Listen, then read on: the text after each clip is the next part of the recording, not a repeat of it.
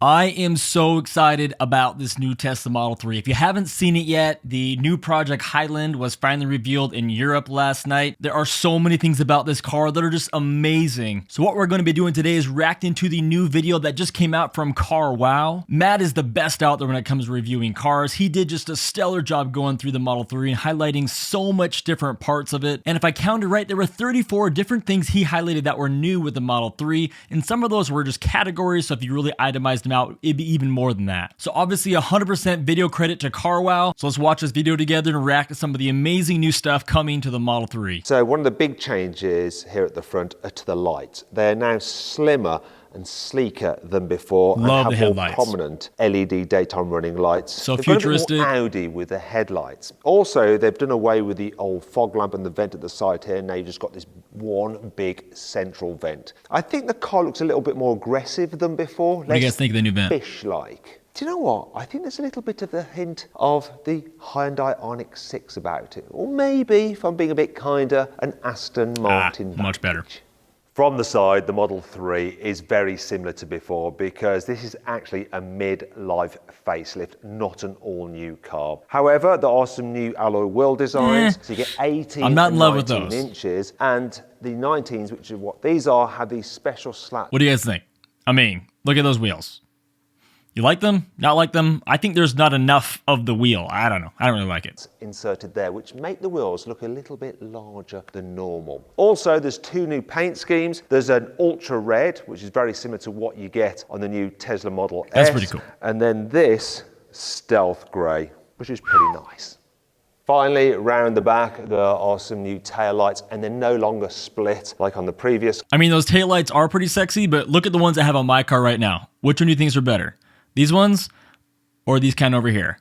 I think I like mine. But these are pretty dang sexy too. Like on the previous car, that means that when you open the tailgate, the lights go completely.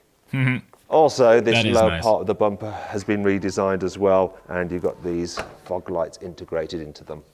Here on the inside, there is a new dash design. The general idea is the same with this large landscape screen and the very minimalist dash. I love it. However, the design of it is different. You've got LED lighting. Oh my God. This panel here, you can... Okay, this is literally one of my favorite parts of this car. You guys are gonna think I'm just totally stupid for, totally geeking out over this, but I put lights everywhere. If you see my office, everything is illuminated.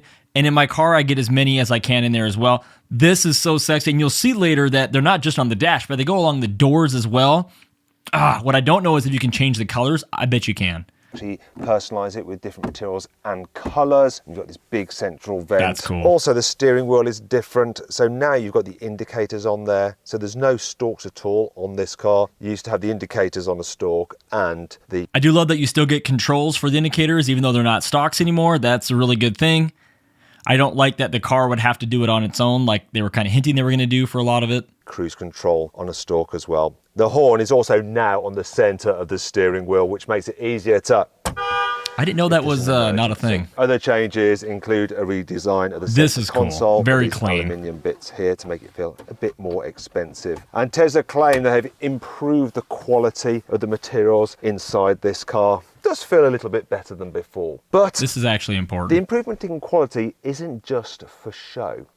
You see, Tesla chose the materials for their ability to absorb noise as well, because one of the ways to make the car more quiet and comfortable to travel in is to stop noises vibrating around the cabin. Also, they've stopped noise entering into the cabin in the first place. So the old Model 3 had acoustic glass on the windscreen and the front windows. They were pretty loud. But now it has... You guys remember that? You guys remember, I don't know if it was like the newer models, but we used to sell a ton of different accessories for quieting down the car. We used to put seals that would pop in around the windows. And you guys ever buy those around the doors? We put extra door seals on my 2019 long range. It was we were putting seals everywhere trying to make it quieter. None of that stuff actually even worked. But if they're doing this here, that's actually a big deal because it was kind of loud in the car. But did you guys ever do any of that? On the rear windows and the back window. They've also fitted more sound insulation to the car. There's also a little uptick in the bonnet to help deflect wind over the windscreen. Also, what they've done is fitted some new tyres specifically developed for this car, which reduce road noise. The overall effect of this, according to Tesla, is a 30% improvement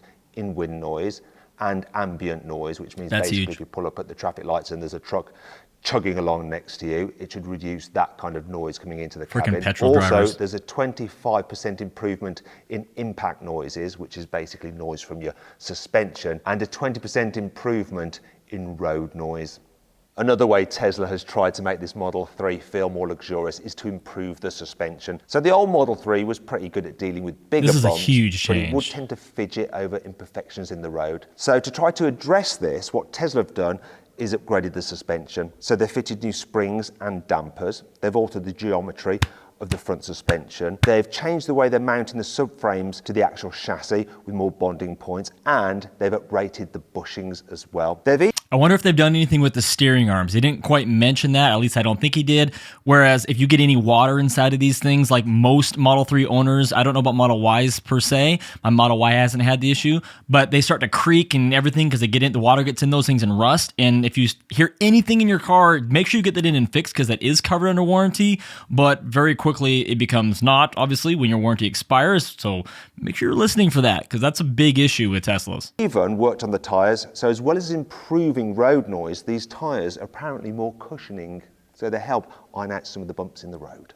Obviously, Tesla has updated the technology on the Model 3. So you've got a new screen, the dimensions are the same as before, and the processor behind it is the same as before. But the screen itself is now brighter and more responsive. I love You've that, also even though I got the new already thought it was Airway bright. 2.0 system, so that's the ventilation system which has been upgraded. And now, unlike before, you can actually turn off the passenger air system if you want to. This is so huge if you're married. My wife is always freezing. I am always hot. And it's like a constant battle. We can adjust the temperatures, but like who really notices that? Only in the direct air is that really even noticeable, and barely.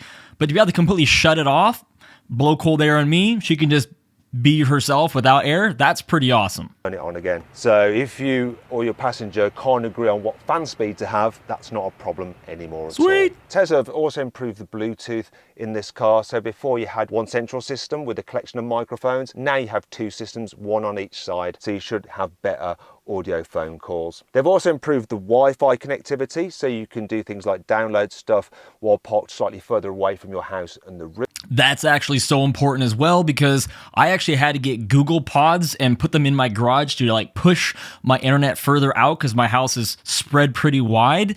And so one central Wi-Fi wasn't working. So if they can get a better Wi-Fi signal, it's gonna be way better to download, because even with those pods in my garage, it still was kind of weak where my car is parked. So that's good. They've improved the connectivity to your phone, so when you're using your phone as your key, the car will recognize your phone while you're further away from the vehicle as well. Another thing they've done is updated the stereo for even more bass and punch, and it now has 17 speakers instead of 14 speakers. Yes, please. As before, you've got wireless charging here, and underneath the center console there is a USB-C port which can charge at 65 watts, so you can actually charge a laptop off it. That's huge. This Mac right here that I'm running off of, you can plug into USB-C, which means I can take this car or this computer into my car, plug it in right to the car itself, and actually work without my battery running low or dying. That's huge. You've also got two USB-C ports here in the back as well. But the big news is this screen here for rear passengers. So they can do things like control the stereo, the climate control here in the rear, and they can even watch movies and play games on that screen. Because that's what you want, right? You want your kids to have the ability to press buttons and do all that stuff. Woo! I wonder how that's going to actually affect, though, like the sound. Like if I'm trying to just sit there and talk with my wife and my kids turn on Netflix, are we all hearing it? Or will there be some kind of like connectivity where they can put on headphones at some point or something?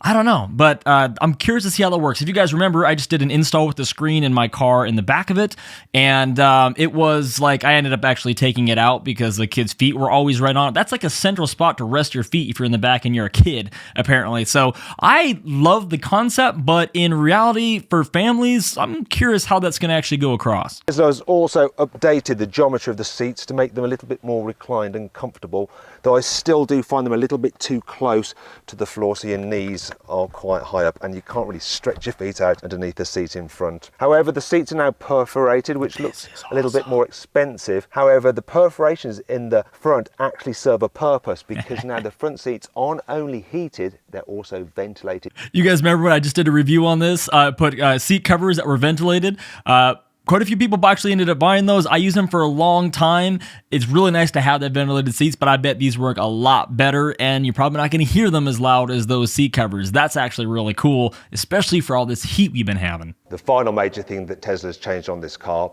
is the efficiency. Now, they actually haven't done anything to the motors nor the batteries. However, they have been able to improve the car's efficiency by up to 8% by improved aerodynamics. So those styling changes aren't just for show, they actually improve the car's aerodynamics. And the drag coefficient has now gone down to 0.219 CD from 0.225 CD for the old car. And that makes the new Tesla Model 3 the most aerodynamic Tesla you can get. So what do you guys think? What's your favorite feature there? Obviously, me being the total nerd, there's so many really important things they did to that Tesla Model 3, but I can't stop thinking about that LED little light that goes around the car.